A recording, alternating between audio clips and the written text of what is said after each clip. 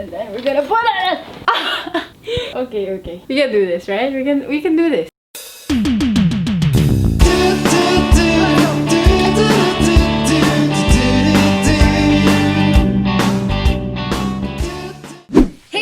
Back to my channel. It's me, Alia Denise, Aguilar, your one no Alia Denise Aguilar. So for today's video, I'm gonna show you my upgraded closet. I'm gonna show you the cleaning process, the organizing process, and I'm gonna show you someone special today. Hi!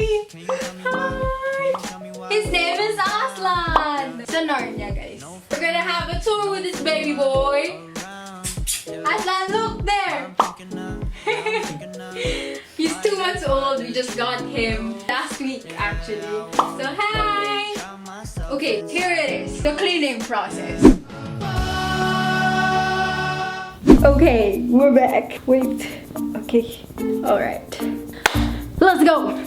This is my closet. You can see, magulo siya. See? It's a little bit dangerous. Okay. Tinanggal ko lang to. Oh my gosh, stuff. See? Actually, sinadya ko siyang maging ganyan for some time, this EZQ, kasi I know that I'll be doing this video. But, sobrang tagal lang ganyan yung closet ko. So, yeah, let's clean up. First, we're gonna remove everything from the closet and segregate the things that we have to segregate and put it on their proper places. Oh my gosh, I can't believe I'm doing this. So that you can see the drama of what I'm going through right now. I'm gonna... let's just put it somewhere else. Like on my bed. And then we're gonna put it... Okay, okay. We can do this, right? We can do this. Drum blows, yeah. I got the drum blows, yeah. Walk down like who you, yeah. It's something you get used to, yeah. Go back the drum blows, yeah. It's just the drum blows. Segregate the clothes. Okay, how am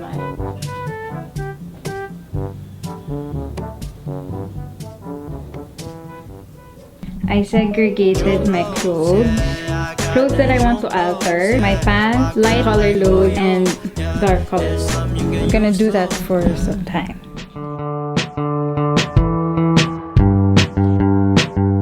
I see you at the movies. I see you with your lipstick on. I'm looking out for cosmos. I'm hoping that we'll get.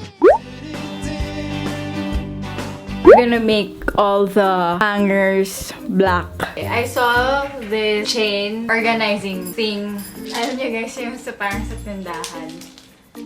Para mukhang neat. So parang magiging ganun yung mga clothes. Since small lang yung closet ko, I'm gonna make the most out of it.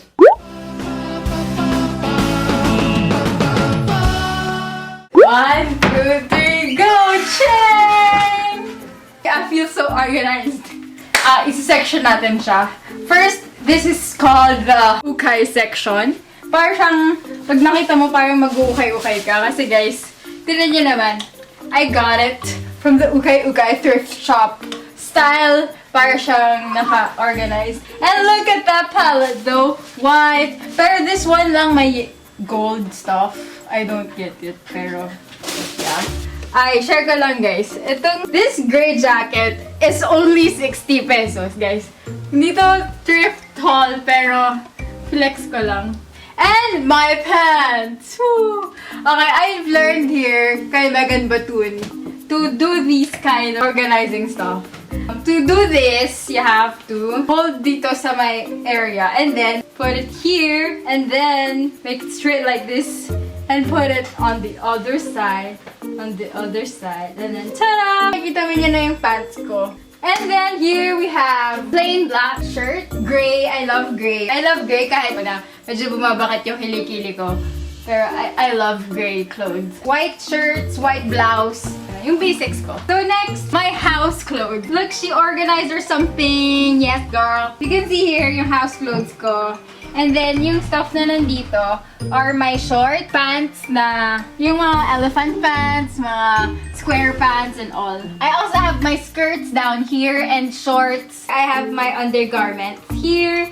And then this is one of my favorite parts. And dito yung mga tank tops, crop tops, sandals, shirts to go, ganon. There! I love how it gets so organized. Kasi yung dati nakikita ko na yung shirts ko, parang, oh, I like this, parang ganon. Like, yes! Next, here is my shorts. Yan. These are my shorts lang. And swimsuits. Wala, yun lang. Shorts and swimsuits. So, a quick montage for this closet tour.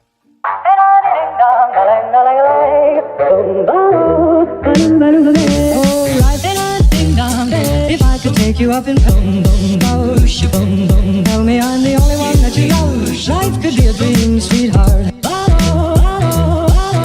Life could be a dream. So that's it for today's video, guys. I hope you enjoyed and sana ma-encourage kayo to clean up that closet right now. Don't forget to speak live and be extra. I love Leah all and have a nice day. Baby, you're the one for me. Baby, you were meant for me. I'm madly in love with you.